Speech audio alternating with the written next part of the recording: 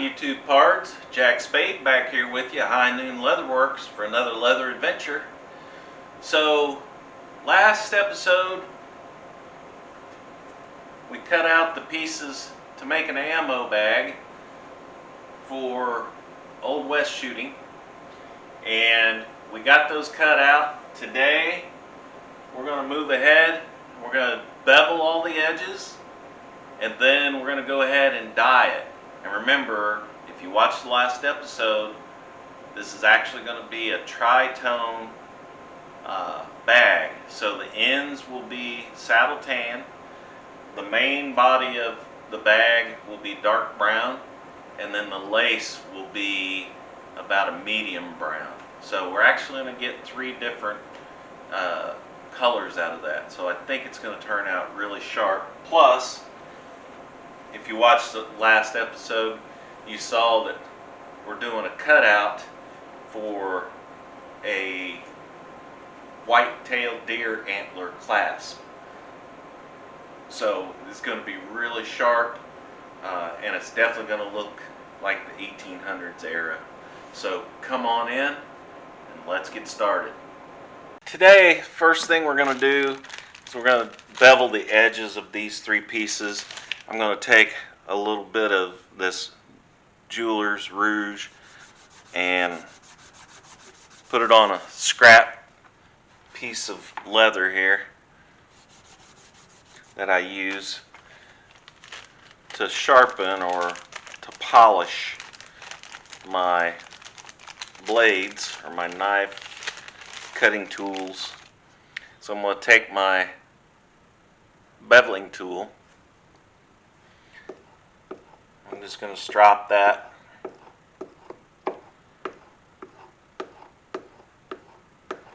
And what that does is that polishes that up real nice and keeps that sharp. So I'll start down here on this bottom edge.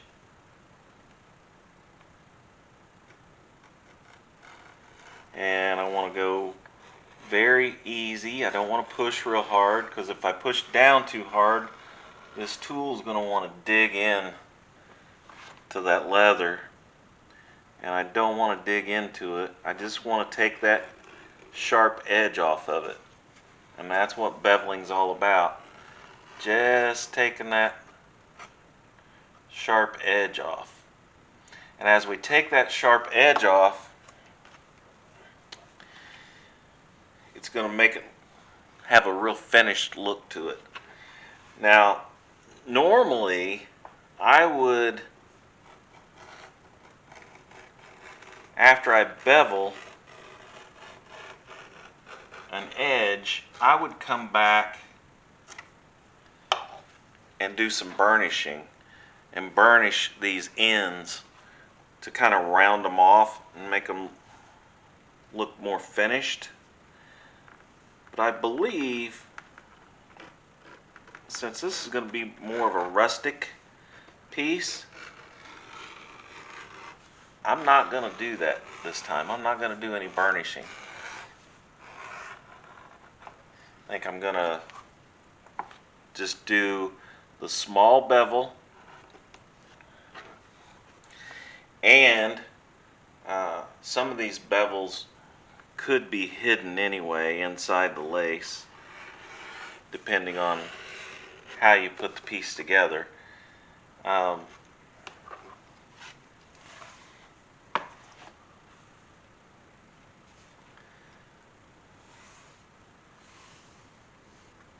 the top part up here, this part right here, and this part right here on the flap, those won't be hidden. You'll be able to see those. So I'm gonna bevel those on the inside also. Again, very, very lightly. I don't want to push hard. I don't want a huge bevel there. Just enough to take that sharp edge off of it. And that will round that over a little bit, and sticking your hand in there, pulling out bullets, putting bullets in there, whatever, that is going to be much more comfortable. So on this flap that you're going to see, we'll bevel it just above my top hole for lacing, and I'll slowly go around that flap. Again, I am barely, that's why you want to make sure this thing is good and sharp. I am just barely holding that on that edge. I am not pushing down, I'm pushing forward so that I can actually cut the material, but I'm not pushing down on the leather. I'm just gliding that straight across that point. So that is a finished piece. I'm not going to go any further than that. I think it looks great that way. And again, I'm wanting it to look rustic. Now, this piece here, that's where the loop's going to go through, and the antler's going to keep it closed, and that's going to be our closure. I am going to lightly bevel that, and again, you got to be so careful not to push down very hard, because if you push down very hard, especially when you're dealing with these corners like this, you can damage the corner, and we don't want to do that. So I'm going to very lightly bevel that.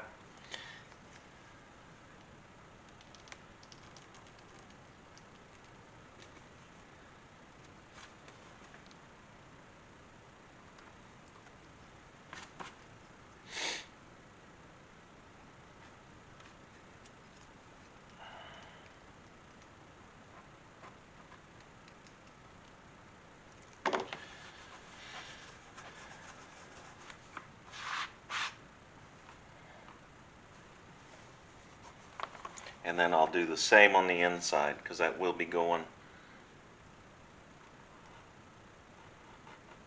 around that loop. So we want to make sure that it doesn't get caught on anything square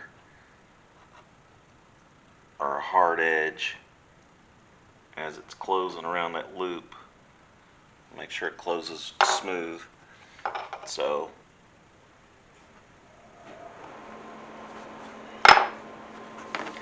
bevel around that. That piece is ready.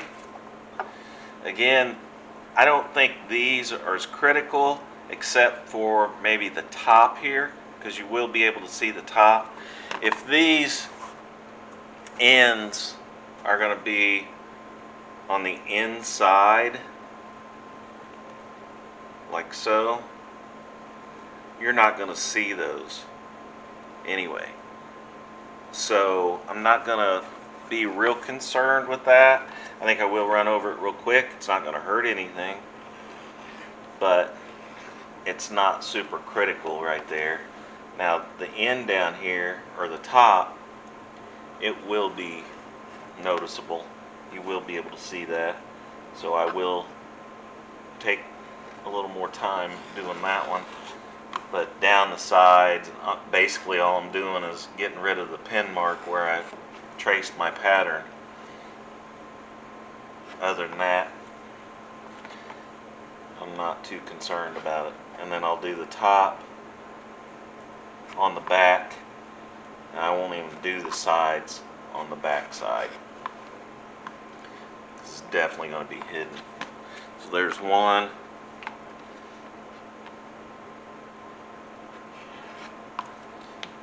Do the second one same way. Again, super quick just to knock off the pen marks on this side.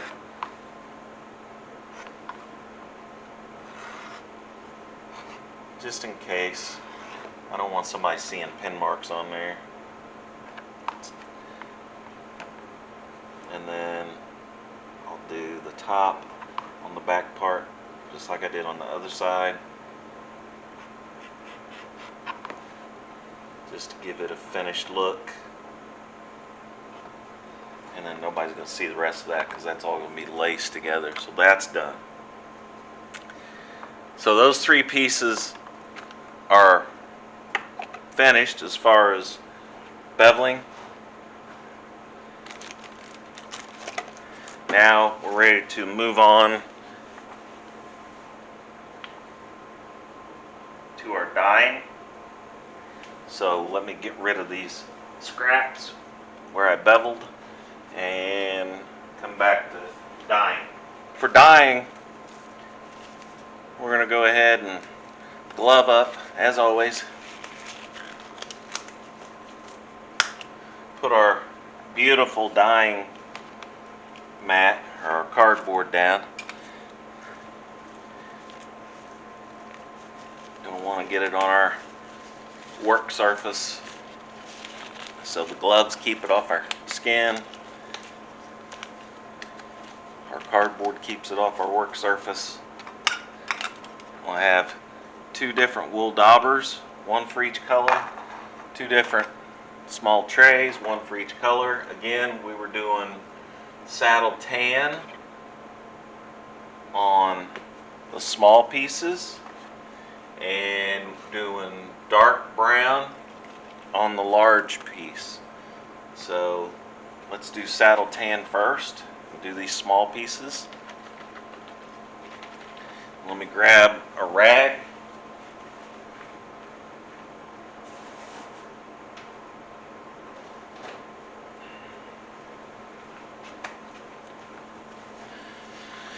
Alright, we'll have one for each color so we can wipe off excess and keep our bottles clean. So we'll shake up our dye. This one's saddle tan, and it is Fibings Pro Dye.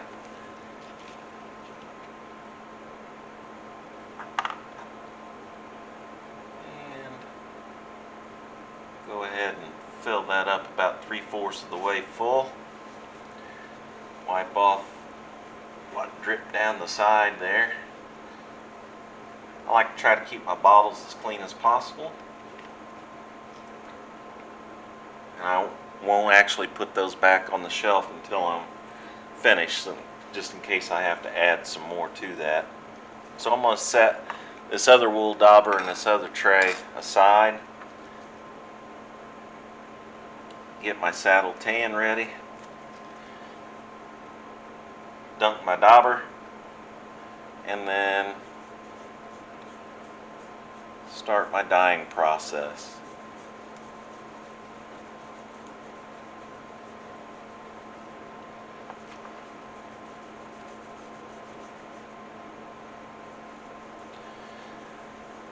This is saddle tan, so as I put it on, I want to make sure I coat it really good, and it does dry much lighter than what it goes on. So don't think, oh my gosh, that looks more like medium brown or light brown, because it will lighten up.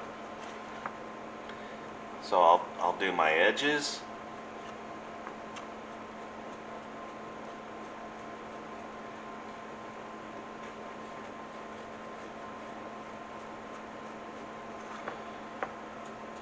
And again, if these are going to be on the inside, you're not really going to see those edges much.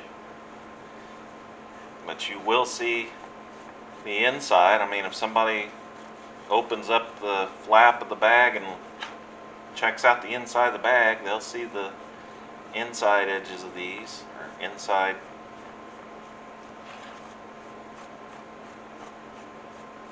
So we'll coat them. Make sure they're coated good. Doesn't take that much dye. Doesn't take that much time. You can already see how light that's getting. And we just did it. And that's 2 coats. So you could see how dark it was when we put the second coat on it real quick. And it's already lightening up that much.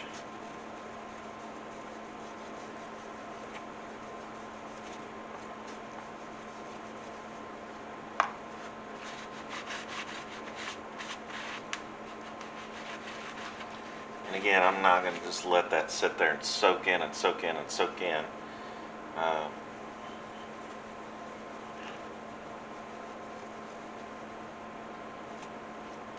I hit a couple of light spots there.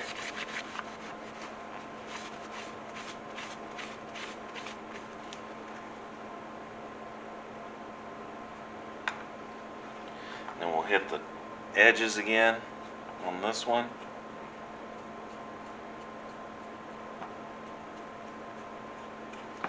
And you can see that one's even starting to lighten up in certain spots. What I like about saddle tan is that if you've got a spot in the leather that's uh, a scar or anything like that, it's going to show up as a darker area on the saddle tan dye, which I like it because to me it makes it look antique, makes it look older. And some people don't like that. They want it to be perfectly the same color everywhere, but I kind of like it. I think it gives it a really neat effect, and I'll show you what I'm talking about here in just a second.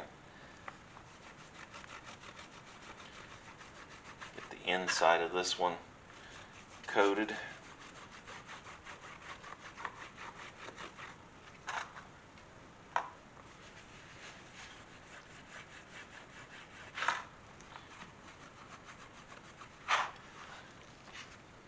You can see how the inside of that first side's lightening up already.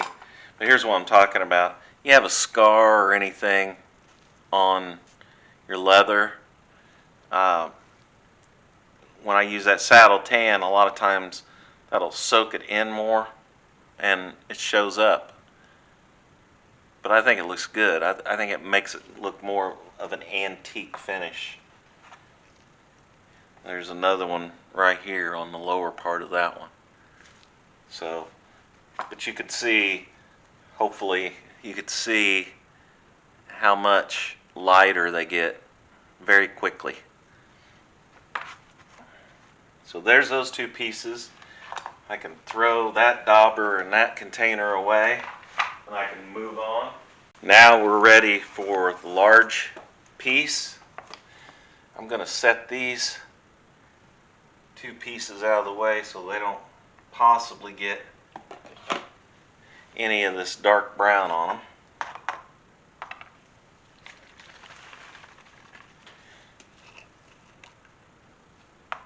Shake that up. Fill up my container. Wipe off the excess. And I'm sure I'm going to have more of that.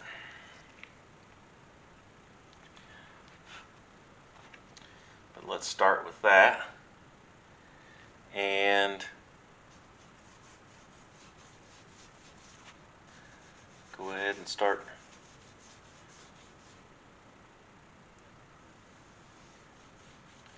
putting on our dark brown dye on our larger piece.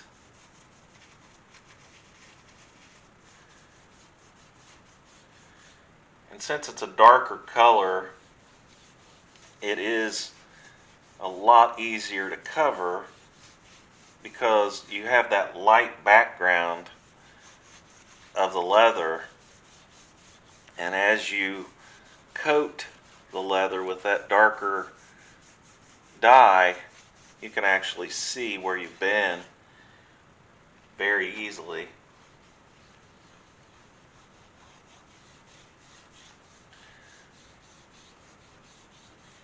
And I will give this 2 coats, so we'll put this first coat on here.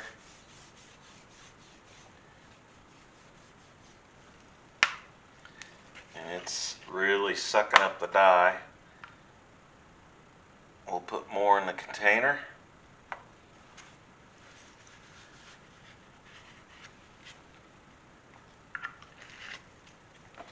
And then come back, start back at the top again. and it won't soak it in as quickly this time on the second coat, so you can get better, more even coverage than you did the first time.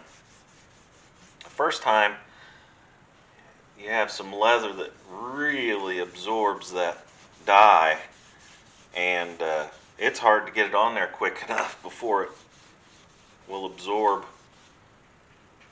that much of that dye. I mean, it'll really absorb it, and it's hard to get that much dye on there. It's absorbing quite a bit this time, but at least it's it's staying on there wet long enough for me to tell where I've been.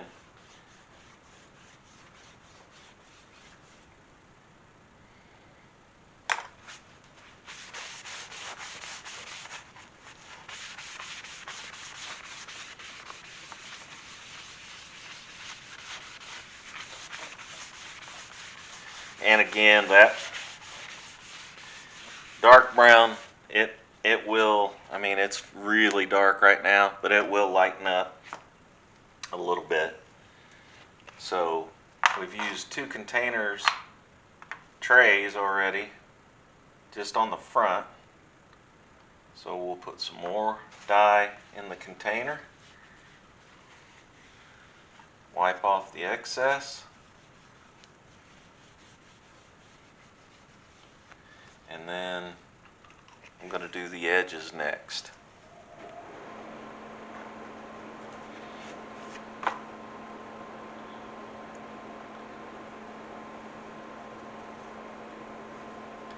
And on these edges, it doesn't seem to take a ton of dye to do these edges. Again,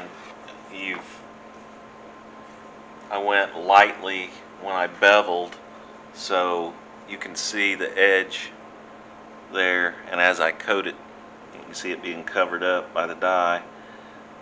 But what that does is that leaves that raw leather edge.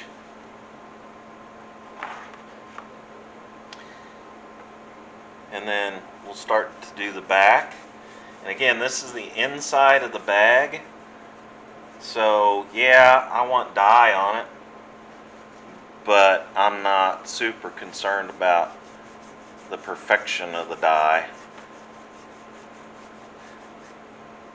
I just want to make sure that it does have dye on the raw side or the inside of the bag. And that'll also help a little bit protect the leather, because you're going to be pulling ammunition in and out of there. Again, this side's going to be very absorbent, so it's going to take quite a bit of dye. Even though I'm not trying to soak that side down, it's still going to take quite a bit of dye to cover that.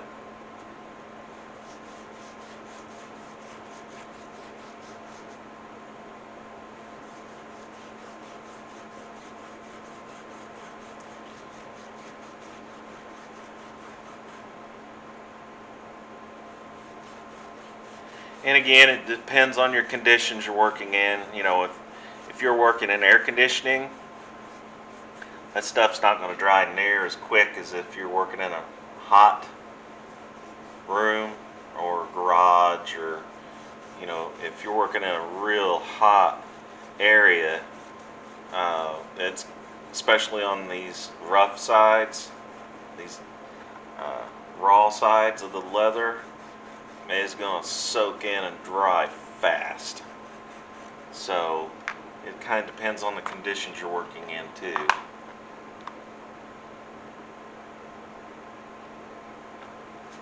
And these little trays, you might think, man, you're filling that up a lot. Well, these little trays don't hold that much. Again, I'm a advocate of not ever dumping my dye from my working tray back into my bottle. That's why you never see me dip my dauber into my bottle. I always pour it out into one of these little trays and work out of that instead of putting my dauber in my bottle. And I'll show you why here in just a second. But you never see me put any excess, if I have any excess left, you never see me put any excess back in the bottle either from my tray. Alright, so that side's done. And if you look at that tray, hopefully you can see that. See those dark spots on there? There's a little, oh yeah, you can see on the bottom, I think, with the glare of the light. But you see those little dark spots, and it looks like there's a film on there.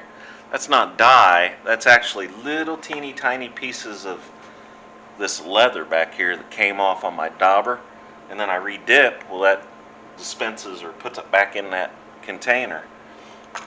So what happens is you've contaminated that dye. That's why I don't put it back in my bottle, or that's why I don't dip my dauber in my bottle. So that's the reason I use those little throwaway trays. I think you get a dozen of them at Dollar Tree for $1. So they're cheap, and it saves a lot of hassle. It won't contaminate your dye. Here's that side piece I was telling you about that had the scar on it. Look how this is lightened up just over the few minutes that we did the other piece. Look how dark that scar is. Isn't that neat? I like that. I think it gives it some character instead of it just being all one shade. So here's the difference between the saddle tan and the dark brown. It's going to be a huge contrast. And what's really cool is that scar matches the dark brown. So that's going to be really cool. Alright, so that's the next step of the ammo pouch project. We got the dyeing done, we got the beveling done. Next episode, you come back and we'll actually start putting this together. We'll start using some leather lace. We'll start lacing this together, and the whole project will start to look like something. So I appreciate you coming and watching. Please come back. Please let your friends know about the channel. And like I always say, please like, share, and subscribe.